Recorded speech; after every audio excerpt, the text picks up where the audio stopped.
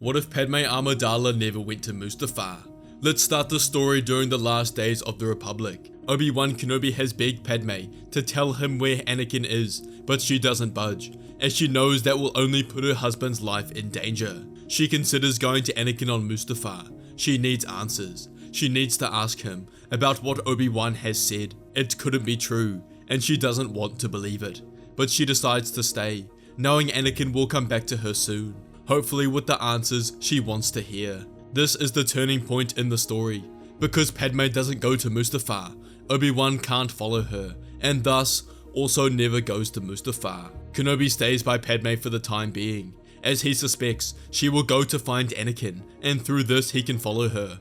However, she never does, resulting in Kenobi wasting his time in his search for Anakin. He tried to come up with other ways to find him, but knew the only way was through Padme or the Emperor.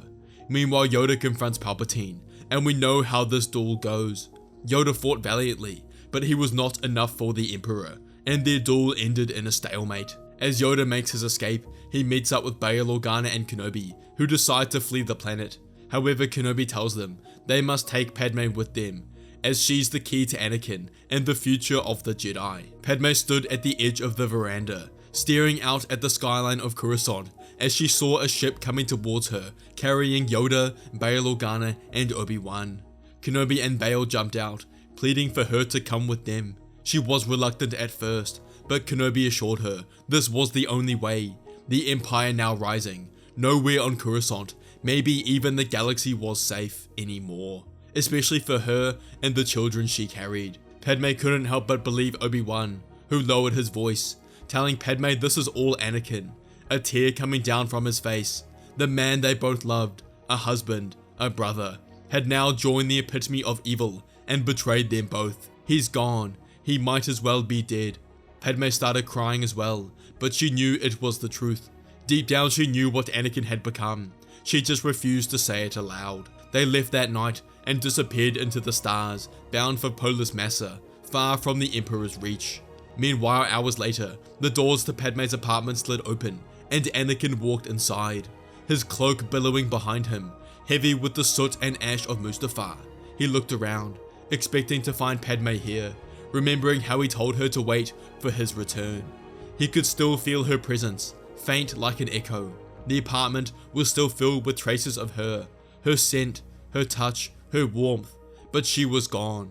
He moved through the rooms, his breath growing shorter and faster. He saw the empty wardrobe, the hollow crib by the wall, but then he noticed the folded piece of paper on the bed. He picked it up and realized it was her handwriting. No pleasantries, no goodbye, just a simple message, a confession.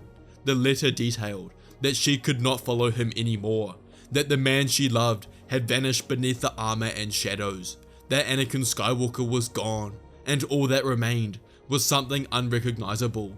She wrote that she had to protect their child from him, and what he became. Anakin's hands trembled, his breathing becoming unsteady. The room began to shake.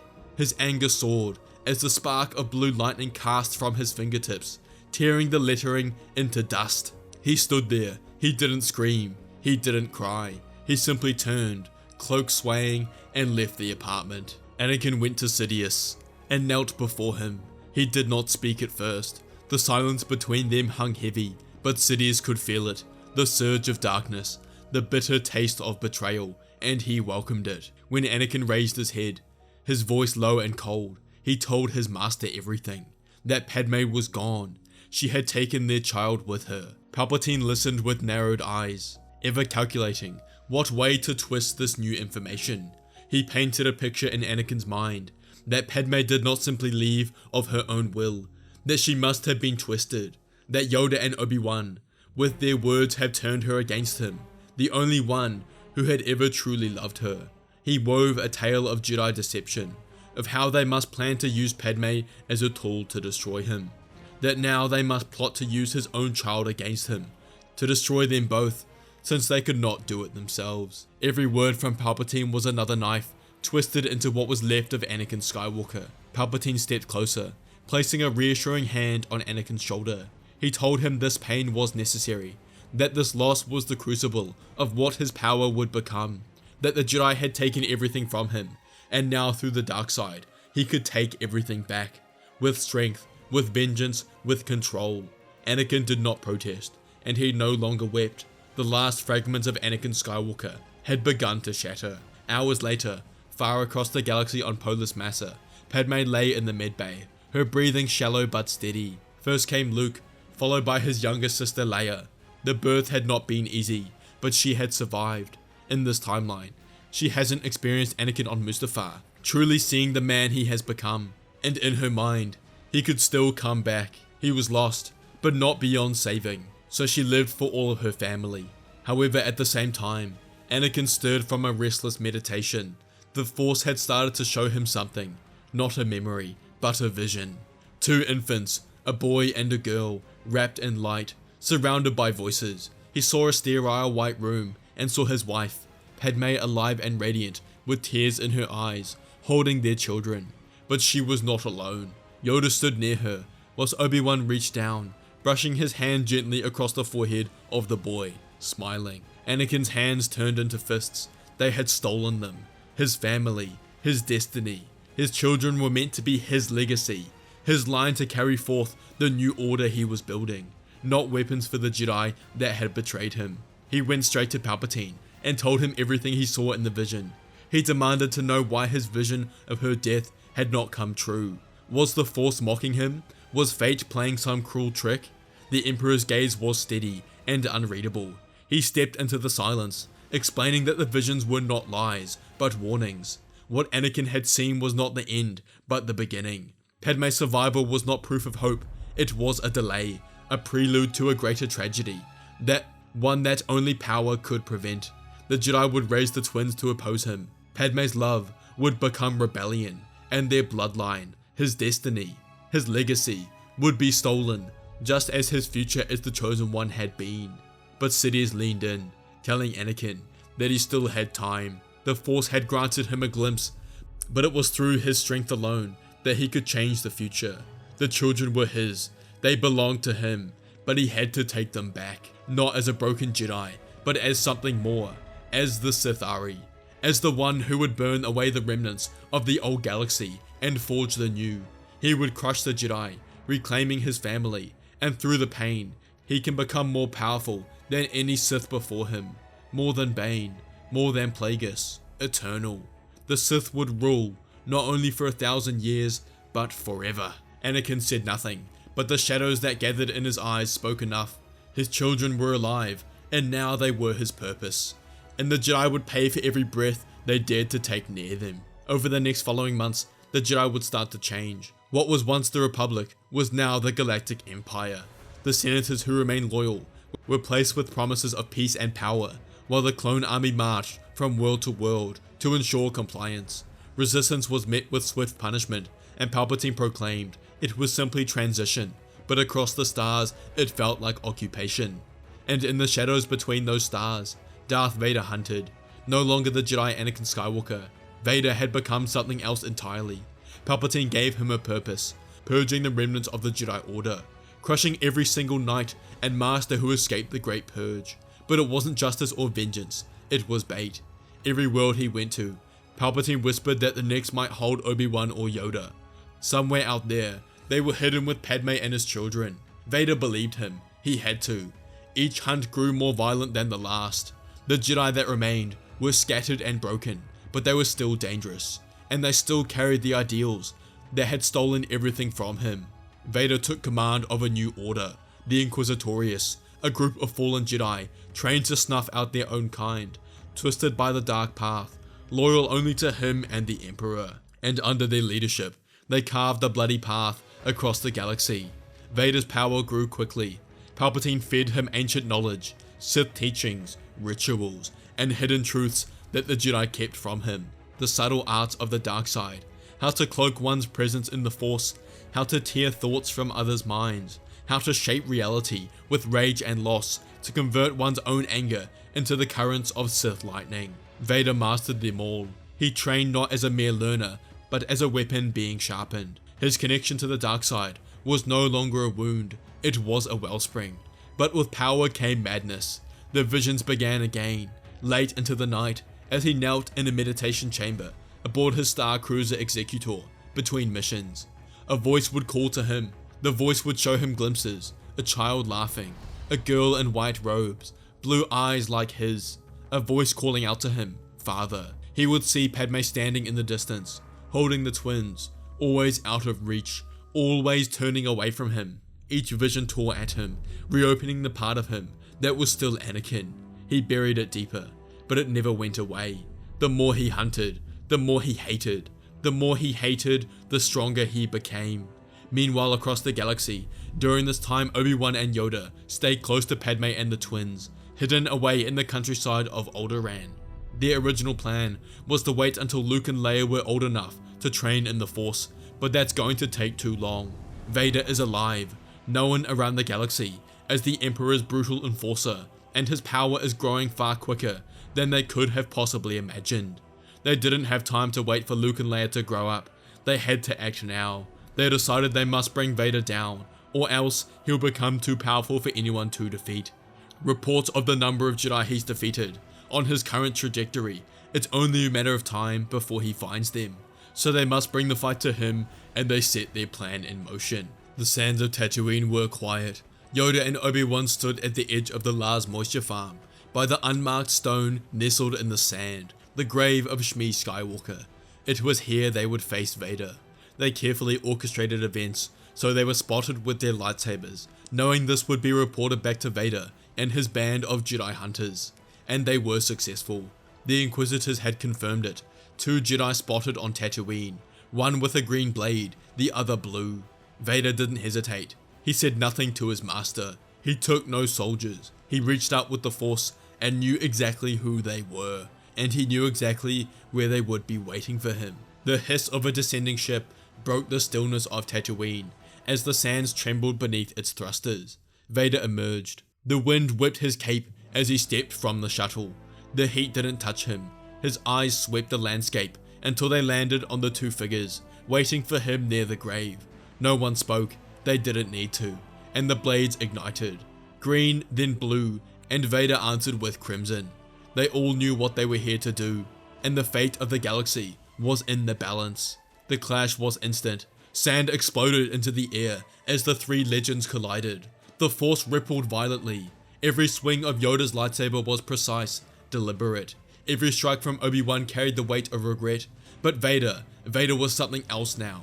He didn't move like the man they once knew. He was faster, more brutal. Each blow forced them back, each strike augmented by the dark side. He called lightning from the sky, raw crimson bolts that twisted unnaturally. He pulled shards of stone from the ground and launched them like missiles. When Obi-Wan leapt high, Vader caught him midair with an invisible grip and slammed him into the ground with such a force that the sand cratered. Yoda intervened, launching himself with acrobatic precision, blade flashing in elegant green spirals, but Vader caught him mid-strike, their blades locking as Vader said nothing, his eyes portraying his deep rage. A burst of Force energy erupted between them, hurling Yoda back several meters. The sandstorm thickened, but Vader advanced. Obi-Wan rose to his feet. He circled wide to flank. Together one last time, the Jedi pressed the attack, but it wasn't enough. Vader spun, deflecting Yoda's saber, while impaling Obi-Wan in a single fluid motion. He turned as the Jedi Master fell silently into the ground, swallowed by the storm. Yoda's eyes narrowed. He charged with all the strength he had left, pouring his soul into every movement. The 2 dueled in silence, the air around them cracking with unnatural tension. But Yoda, centuries old, was tired, and Vader never slowed. With a final surge of dark energy, Vader caught Yoda mid-air, suspending him and drove him into the ground with a Force-enhanced slam. Yoda gasped, the sand around him flattening in a wide shockwave. His lightsaber flickered, then dimmed. Vader stood over them, 2 of the greatest Jedi the galaxy had ever known, gone. Vader knelt beside the bodies, extending his hand and reached out with the Force, searching for answers in their minds, looking for the location of his wife and children. But it was impossible. They were already gone, and the knowledge was untouchable. Vader carried their bodies to his shuttle and headed back to Coruscant. In the heat of the Imperial Palace, Palpatine sat motionless as Vader entered in silence.